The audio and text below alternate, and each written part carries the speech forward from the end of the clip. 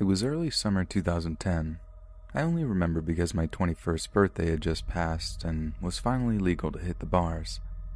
It was a Friday night, and I was up having a drink at a bar that my cousin David was the bartender at. It was a small-town bar that, outside of an event like a band or other entertainment, usually it stayed pretty quiet. It was very early in the evening, and I had just gotten out of work for the night, working at a McDonald's in another small town less than 10 miles from the small town I lived in. I was on only my second drink of the evening when my phone rang. On the other end was a friend of mine from my childhood, James. He was calling asking if I wanted to come over to his brother's house to join them for a night of poker, smoking, and drinking. Sounded like a good time in my book, and since I was literally only one sip into my second gin and tonic, I agreed to make the drive into Toledo. Most people know where Toledo is, but for those who don't, it's a city in the northwest region of Ohio, about an hour south of Detroit. It was about a 20-minute drive from my small town, and figured it'd be a good time. I stopped at home to grab some cash.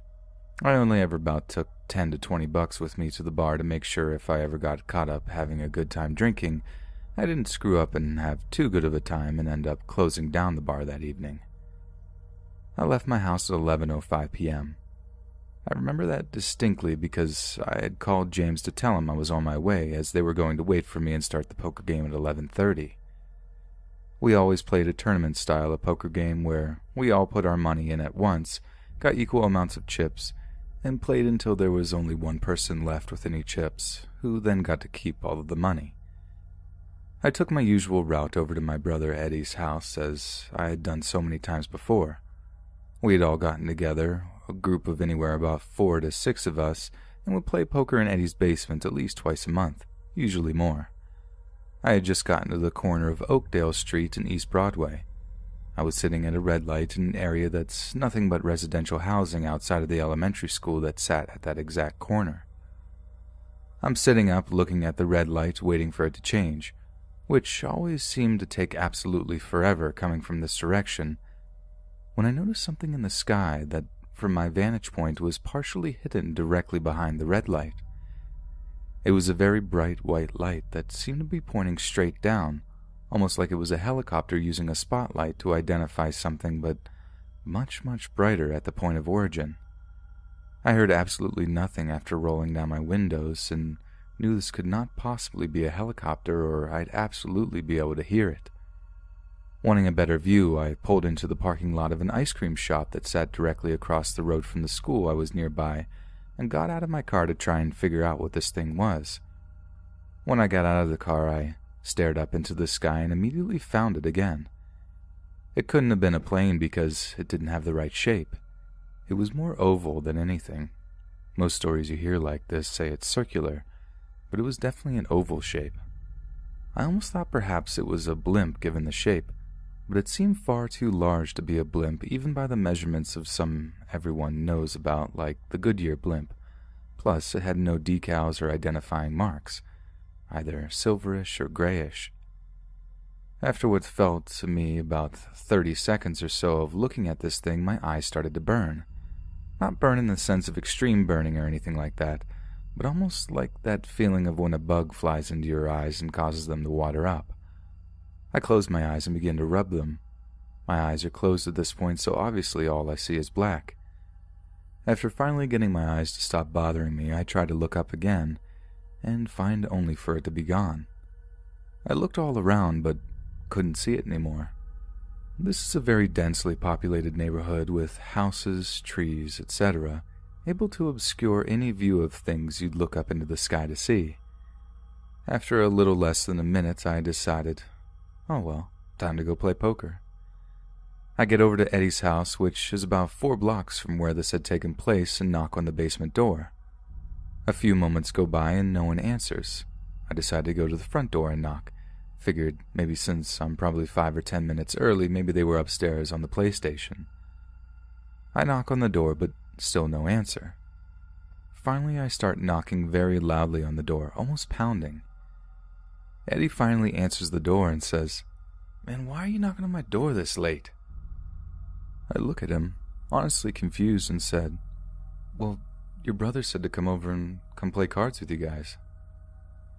He stares at me for what felt like an eternity and finally responds, Yeah, man, I know he did. He called you like 5 or 6 hours ago, man. It's 4:30 in the morning. How late did you think we would be playing? This scared me a bit, as from what I had remembered, at this moment it could not possibly be any later than 11:25 to 11:30 at most. I attempted to play it off and say, I guess I must have lost track of time. Can I use your bathroom before I head back home? He agrees and tells me I should splash some water on my face as I look like I'm either drunk or haven't slept in a week. I walk into his bathroom and my eyes are absolutely bloodshot, and it almost looks like I have 2 black eyes. To this day, I have absolutely no idea what happened to me that night. I have no explanation for the lost hours worth of time, how I could not have possibly noticed that much time being passed, or how on earth something that felt like my eyes being irritated by a mosquito or something similar flying into my eyes. I don't want to pretend to know what it was and explain it, or even assume that whatever it was that I saw that evening had anything to do with it, but it's creeped me out ever since.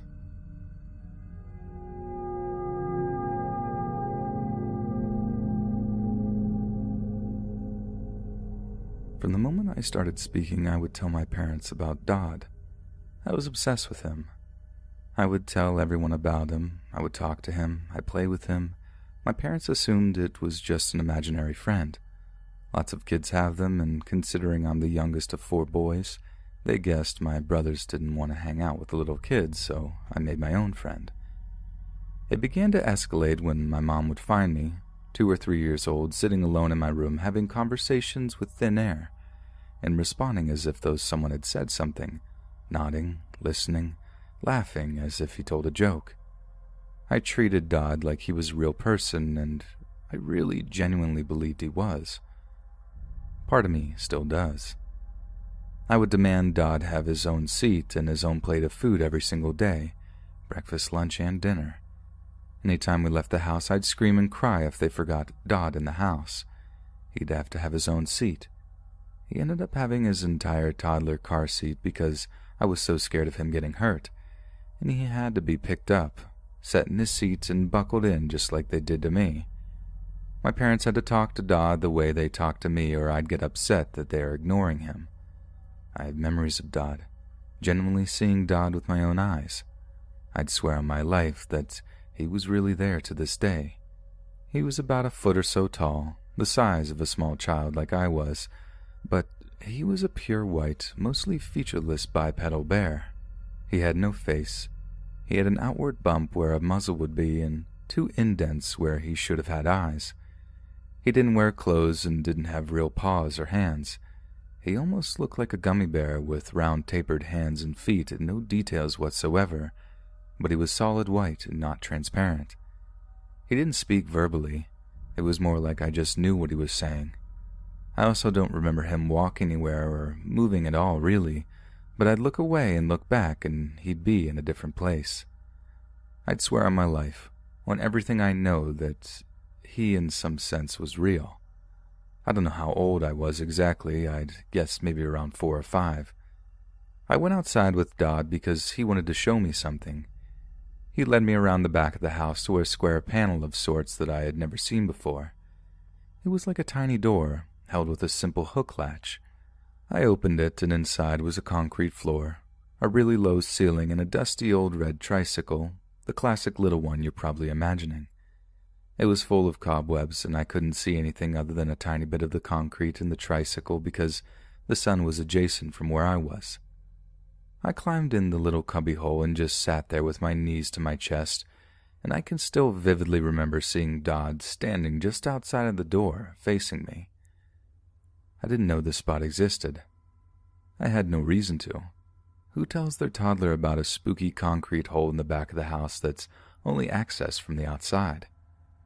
Recently, I told my parents about that memory a few months ago, and they said they purposely didn't tell me or my brothers about it because if you go inside that area, about 2 feet in, the concrete drops off into open pipes, wires and insulation, and since there's no access from the inside, it'd be really hard to find us if one of us fell in. I didn't forget about Dodd for a single day for 6 years. I never let one of his meals go by. I never ignored him for a whole day. I never let us go on a car ride without him for 6 years. But eventually we had to move houses. I had lived in the same house this whole time, and it was the final day we'd ever be at that house, and we were getting into the car to go to the new house. My mom picked me up and put me in the car, and then turned to pick up Dodd and bring him too.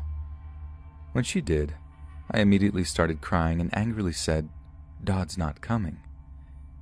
I apparently stopped talking about Dodd altogether that day, and for years I'd get extremely upset and angry if someone mentioned him around me. My mom told me she researched the house we had lived in, and apparently there was a little boy years before us that had died when a gas pipe bursted directly in his face. And as scary and weirdly fitting for my faceless friend as that sounds, I don't know if I buy into it personally. I was never afraid of Dodd, and I don't think of him as scary now.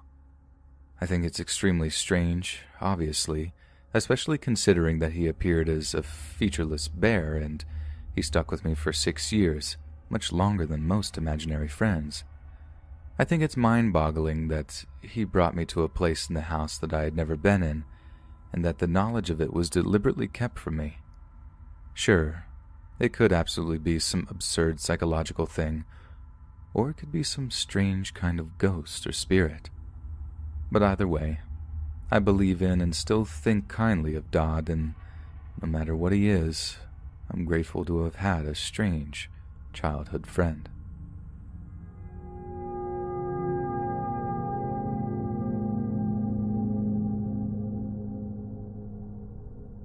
The story I'm about to tell you happened in the summer of 2012 in my country, Portugal. At the time, I was living in the north with my parents and my brother, and had extended family from my mother's side living in the south, namely my grandparents, uncle, and 3 cousins, 2 girls and a boy who was 17 at the time and 5 years older than me. Let's call this cousin George. George was a regular teenager.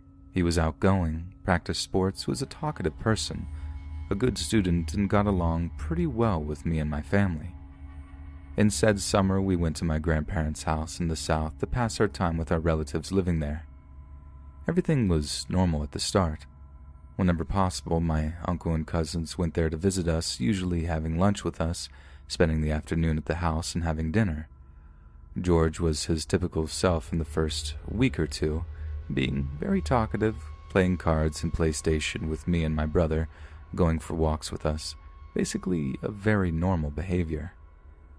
At some point in the summer, George went on a trip to a city in the countryside of England to go meet a couple of friends, 2 sisters around his age who lived there with their parents and who he had met in Portugal when they were there for vacation. His stay there was supposed to be like a couple of weeks. However, at the end of the first week, something happened. My uncle received a phone call from the girls' parents. They were asking my uncle to go meet them as soon as possible and go pick up my cousin because he wasn't feeling well at all and was showing a strange behavior, which led them to believe that he wasn't mentally able to come back on his own, hence the need of my uncle to go there. So my uncle went to England the next day and brought George back immediately. When me and my family met with George again, we were stunned. He wasn't the same person who had left just a week earlier and who we had known for all of our lives.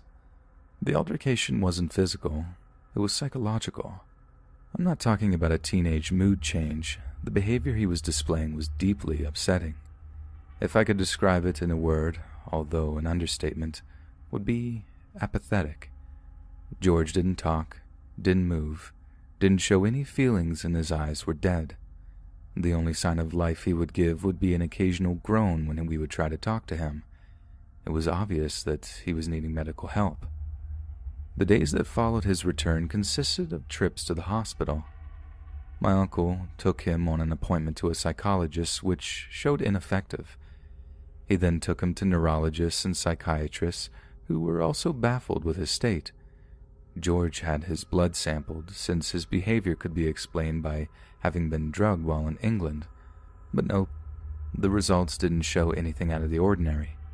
Nevertheless, he was prescribed a series of medications. First week had passed and no signs of altercation. Second week, more pills, more appointments, more blood tests, and same results. George's days kept consisting of him sitting in a chair, not talking to anyone, moaning and sometimes crying softly. My family is Christian, and my grandmother was particularly very religious. She started suspecting that his behavior couldn't be explained by science, nor was it a result of some hormonal change or an obscure neurological disease, and frankly, so was I. I knew my cousin, and that wasn't him.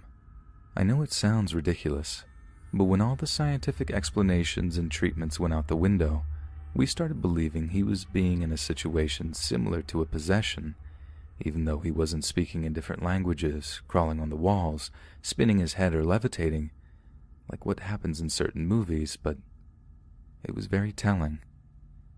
So, one morning on the third week since George's return, my grandma managed to get holy water from the priest of our local village. That same day, in the afternoon, when I was in the living room with my cousin, I saw my grandma coming in with the holy water with her and positioning behind him, while he was sitting on his chair. My grandma started sprinkling him with the holy water and saying silently some prayers, to no opposition from him, just with his now typical soft groans. My 12-year-old self was quietly watching this with knowledge of what this ritual was about, hoping it would be effective. After about 10 minutes, my grandma was done. Peter still showed no apparent change. Later in the afternoon, my brother, now in the living room with us, and a couple of more family members, displayed a chessboard on the table and asked if someone wanted to play chess with him. "I can play." We were shocked. It was our cousin. He got up and went to play with my brother. It was a stunning sight to behold, and we couldn't believe it. Not only was he speaking, he was also actively interacting with someone after almost a month. In a matter of a day or two, George went back to being his older self. Since then, no one's ever talked about this with him, and to this day, I don't know if he was actually percipient of the state he was in and of what my grandma did to him, but I don't believe I'll ever ask. From time to time, I still think about what happened in that summer of 2012. It definitely changed the way I view certain things, mostly on a spiritual level, and made me truly believe that there are many things that are simply out of reach of our comprehension.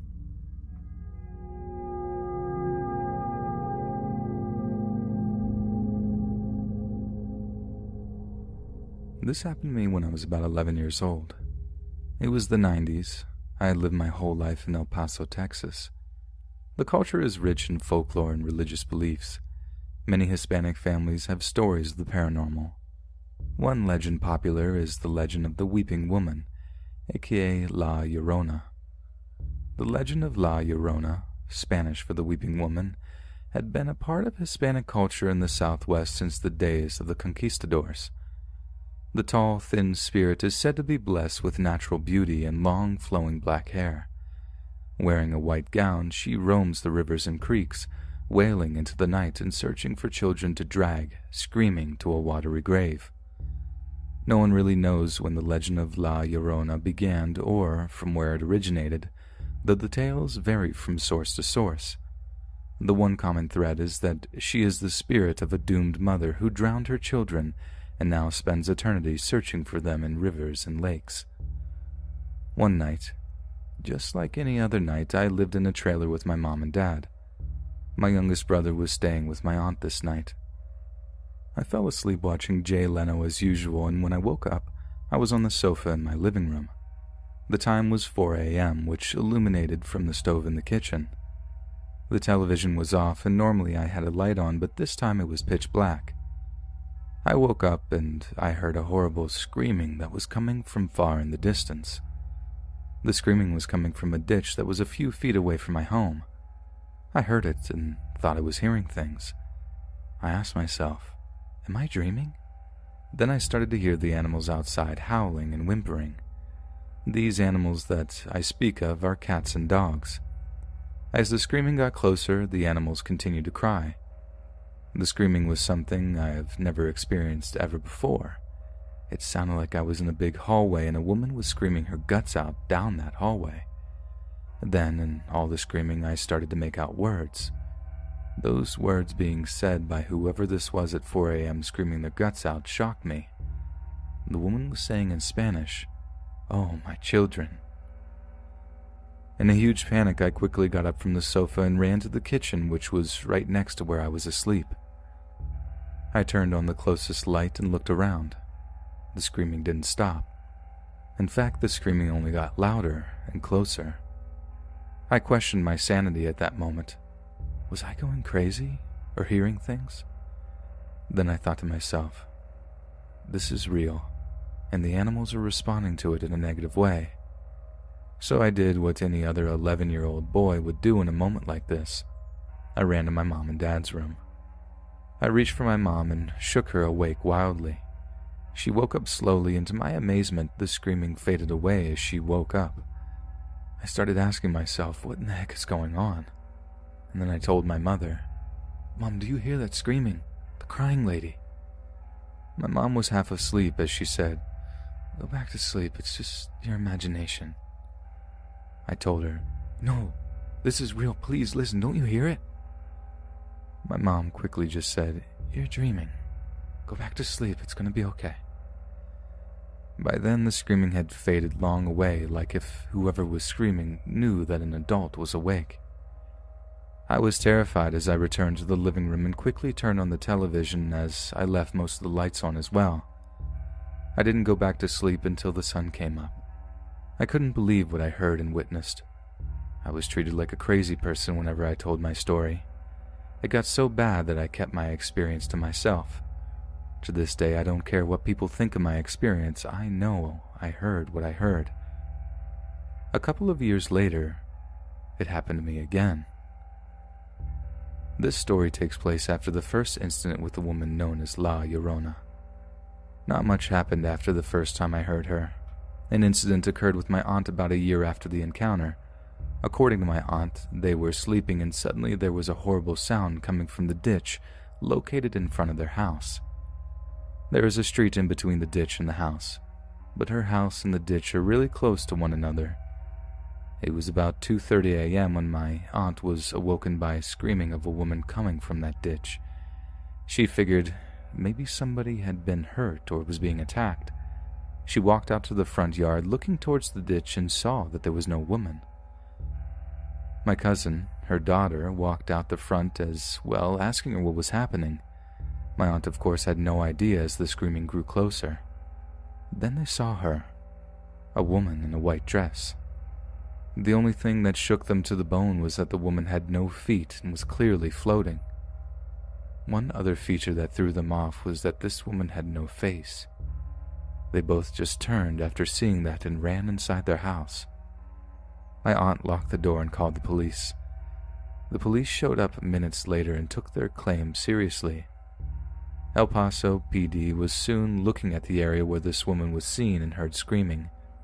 The police soon returned and said that there was no evidence that a woman was there. They looked at the area where the woman had been seen walking and not even footprints were found. One of the police officers even asked if maybe my aunt was dreaming everything that happened.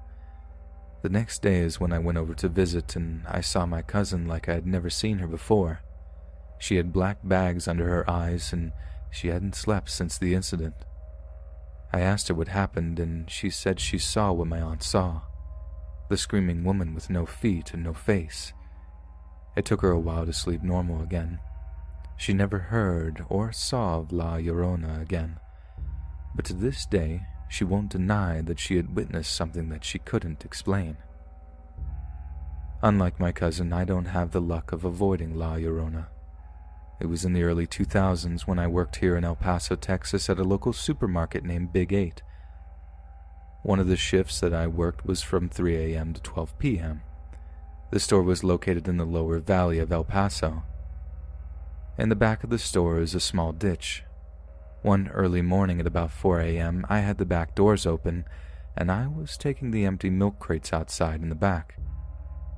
I was working with two other guys at the time of the incident. One of the guys' names was R, thought it would be funny to close the back doors and lock me outside as a joke.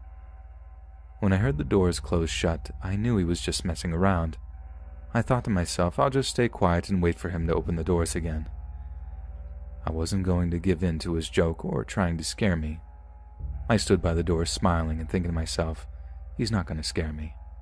I could hear R laughing on the other side of the door. I thought to myself, well, the joke's on him because I'm not scared. About 1 minute later in the far distance, I heard screaming. Just a complete guttural screech. And I thought to myself, it's the same screaming that I heard when I was 11 years old. The screaming got louder and closer to me. I felt a chill down my spine, and I felt that I was being watched by some unseen force. I felt a sense of hopelessness. It was a feeling unlike any other. I started pounding on the door. I yelled for him to let me in. There's somebody out here. I pounded my fists and started kicking the door, screaming for him to let me in. I could still hear R laughing on the other side of the door. I started to kick the door harder. The screaming was now coming from right behind me. Just then, R opened the door and said, "What is that?" Just then, I ran inside and locked the warehouse door. R asked, "Why was that lady screaming? Did she need help?" I told him that I don't think that was a lady. I told him what had happened to me when I was younger. R told me, "Jay, don't you think maybe you're cursed, or do you think maybe she's following you?" I stayed quiet when he told me that.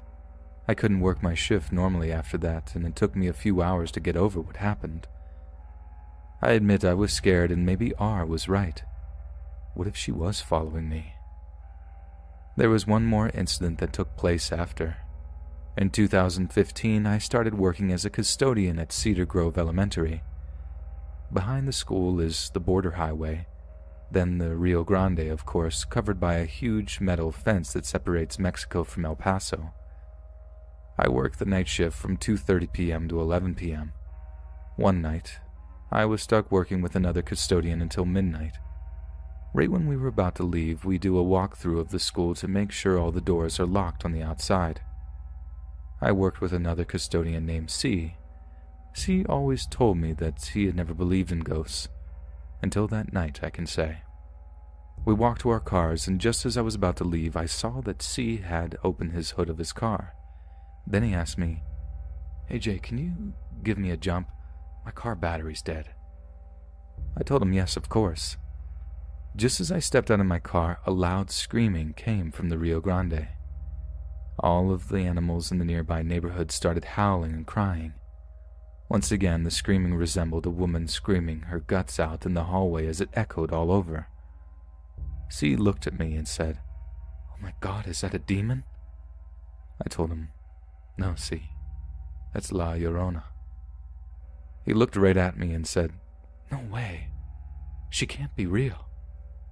Then I said, "I've heard it before." Then C responded, "Hurry, please, let's get out of here." I gave him a jump, and just then we saw a Border Patrol Jeep speeding towards the screaming woman. And just then I thought to myself, I can record this and share it with the world.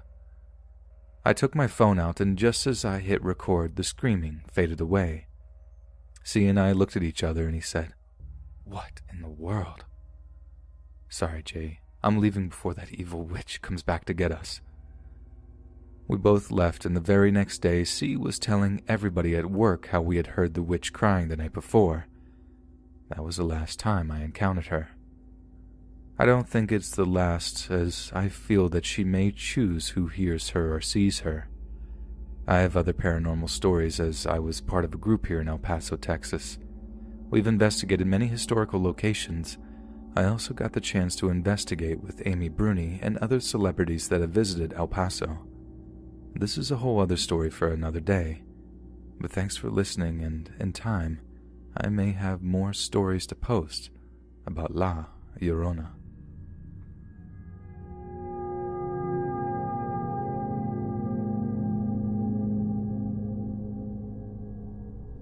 In my whole 24 years of life, I have never been on a train. Roller coasters, most definitely, But an actual train, no way. From the time I was little and my grandma and mom would take me to Six Flags in St. Louis in the summers, I was beyond excited by the time I got there, simply from the sleepless night tossing and turning, from pure excitement of what I got to do the next day. But I always did what every kid between the ages of 7 to 12 does. I had a blast at the park, then was asleep as soon as I hopped in the back seat of the truck when we left, not to wake up until we pulled into the driveway. I was never scared of roller coasters, not even the ones with a loop. I was always the one leading whoever was with us down the long path of the line you'd go through to get up to the ride. One by one, and coaster after coaster, I always knew that usually about halfway through our visit, I'd be too chicken for a certain ride that, still to this day, I've never had the balls to get on. The freaking train that takes you around the park. That's right, the choo-choo train. Why? I can't tell you for the life of me a single reason or even possibility as to why I'm so terrified of trains. Now fast forward around a decade to the time I'm 20 years old. I live in a small town in southeast Missouri, and my mom lives in the house right next door. Every so often, I go next door and watch TV with her and my baby sister if I get bored.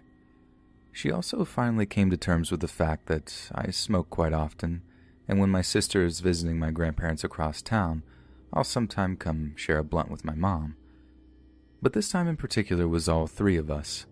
I'm laying on the couch, my sister is at her princess table in the corner playing with something, and Mom just came in from the kitchen with the plates of taco salad she just whipped up for us. She sits down and I randomly had it on that show, I Shouldn't Be Alive. About 15 minutes into it, after she sits down, she said this. This reminds me of what you told me when you were about 3 years old. Thinking she was talking to my sister, I turned my head from the TV and she was looking at me. I said, huh? She then went on to tell me that when I was 3 years old, I randomly started talking about my other family. Apparently, from what she told me, my two sisters, my mom, aunt, and our cat were all headed somewhere, and we had all died in a train crash. At first, I was laughing hysterically. That's hilarious, thinking that maybe she was messing with me. But then she swore to God that I randomly said that when I was about 3 years old. In that moment, something made sense that I've never in my life been able to find reasoning for. My fear of trains. Now, can someone help me with this? Could she be serious? I'll be 25 this year and still think about this pretty often, and I truly have no explanation for any of it.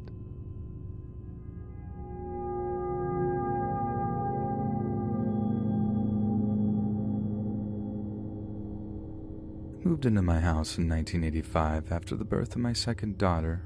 From the start, there were strange goings-on. My living room door handle would rattle every night, but because it was next to the front door, I put it down to drafts. My husband was home one night, and I was wide awake trying to fall asleep when I watched a monk walk into my room, round it, and out through a wall. I was shaking my husband awake, shouting, Look, there's a monk." But he was too late to see it and said I was dreaming. We argued about it. 6 weeks later, I'm home with just my 2 kids, and again I go to bed, and the monk appears again, reading me the last rites. At least that's what I thought. I shouted that I'm not Catholic, and he disappears instantly.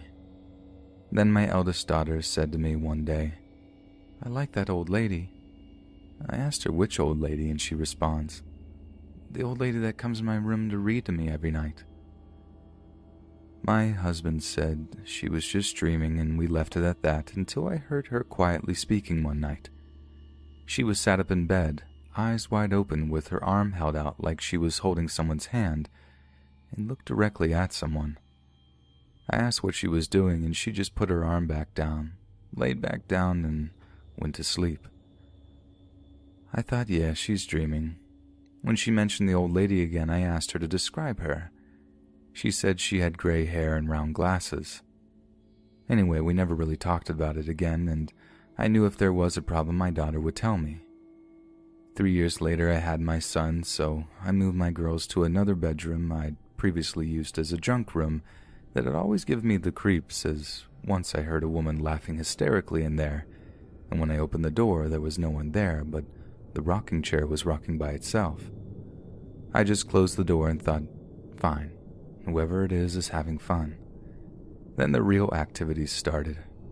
My youngest girl would tell me about a man who would stop her from coming to my room at night and made her go back to bed. She swears to this day over 30 years after it happened. Then one night I heard my youngest girl shouting for me over and over, so I run upstairs to go into her room and I stop dead in my tracks. My girl is stood up out of bed having a tug of war with her quilt with something.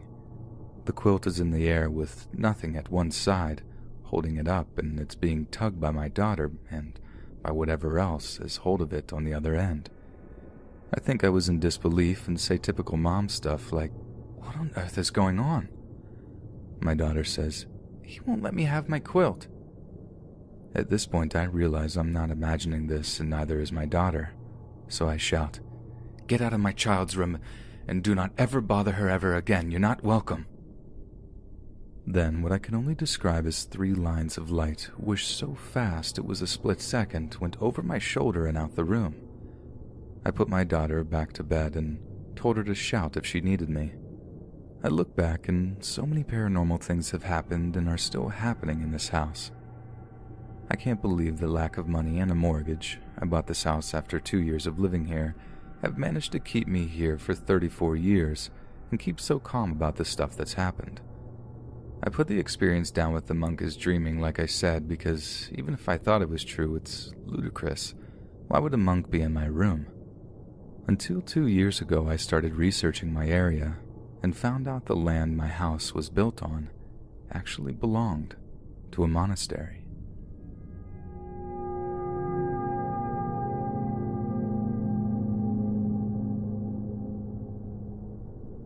In 2018, the Saturday before Christmas, I was out on a birthday bar crawl on the Lower East Side. We were all getting a bit bored with the crowd and decided to go back to one of our friends' apartments to take a breather, listen to music, and decide what to move on to next. Cut to me realizing I had 10 missed calls from various members of my family. My uncle had been rushed to the hospital and didn't make it. My uncle was the youngest of my mom's siblings and was more like an older teenage brother to me than an uncle. We grew up together in a very close family. I don't think I realized how quickly grief hits when you get news like this. The sound of my father's voice cracking and straining to get the words, "He didn't make it," out of his mouth was more than I could handle. I crumbled into a pile of tears right in the middle of the kitchen. In a daze, I made my way back up to Harlem, trying to pull myself together and figure out what to do. I couldn't get anyone in the city on the phone. I couldn't get myself to call anyone in my family, so I needed to suck it up and get home that night. Mission accomplished. Flight change, bags packed with the help of my neighbor, and a couple of Klonopin to get me home. All of this to get to the point of the story. I'm barely able to keep myself together as I wait on the subway platform. The change of tickets and my lack of savings just wouldn't allow for a taxi ride to the airport. Just as I feel like I'm about to completely break down again, I notice a man in a lightly colored, absolutely beautiful suit. He had blonde, bobbing curls on top and shortly buzzed on the side. I turned to take a bit more notice, then saw his face. Strange to say, but I can't recall anything about it now. It's a blank space and a very detailed memory. The only thing I can remember about his appearance was that it absolutely took my breath away. It wasn't in a, "oh my god, this man is beautiful" kind of way. It was sheer admiration for the absolutely perfect and symmetrical face. So here we are, the only 2 people waiting at the stop on 145th. The man seems to be almost giddy with joy, as if he was seeing the world for the very first time. Not a crazed, forced happiness. He seemed as genuine as a child in Disney World seeing the Magic Kingdom for the first time. When we boarded the subway, he sat mirrored to me. I was in a far left seat, and he on the opposite side of the train to the right. It was quite crowded, but I looked up at some point before the 125th stop to see that he was staring directly at me. It wasn't scary. It was as though he was waiting for me to finally notice him. All he did was look me in the eyes, nod his head in confirmation, and wink at me. It gives me chills to remember it. The comfort that washed over me felt like a warm embrace. I felt the security of a child who had scraped their knee, that feeling of mom making it all better. I was able to get myself home, head held high, and without the help of Klonopin. I'm not a religious person. I have scuffed about God, and I've felt resentful when anyone brings up their beliefs. I don't know how to explain it, but I have this deep feeling that I saw an angel that day. All alone and navigating through intense emotions, I truly feel this man was sent to me to give me comfort and strength to get home. It almost feels embarrassing to type this out, but I have no other explanation.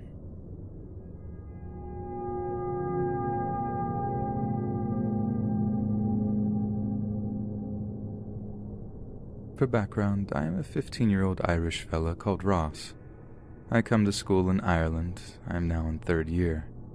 At the start of 2nd year, I knew a fella who joined the school. I was in charge of showing him around, and we've been good friends ever since. He is Portuguese, and his name is Tiago. I'll call him T for this story. His school bag is fairly small, bright red. He is a bit shorter than me.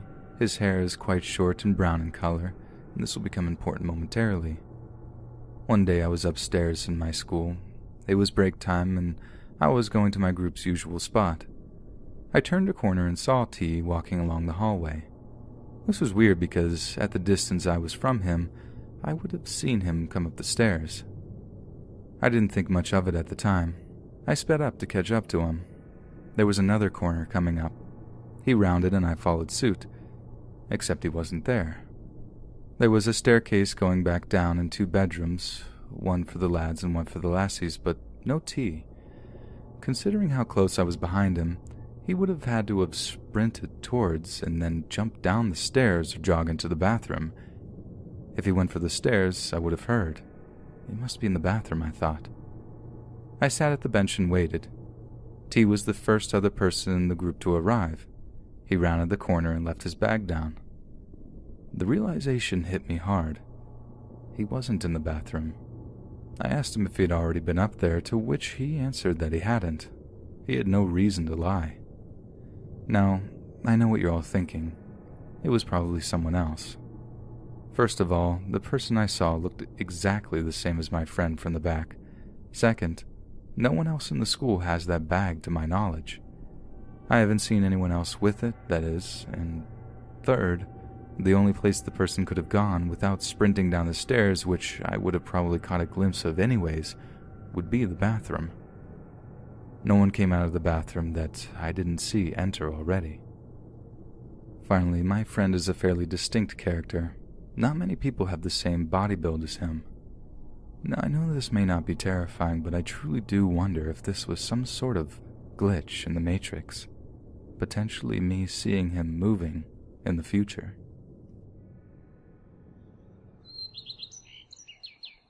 Hey friends, thanks for listening. Be sure to subscribe and click that notification bell to be alerted of all future narrations. If you got a story, be sure to submit them to my subreddit, r/Let'sReadOfficial, and give and receive feedback from the community, and maybe even hear your story featured on the next video.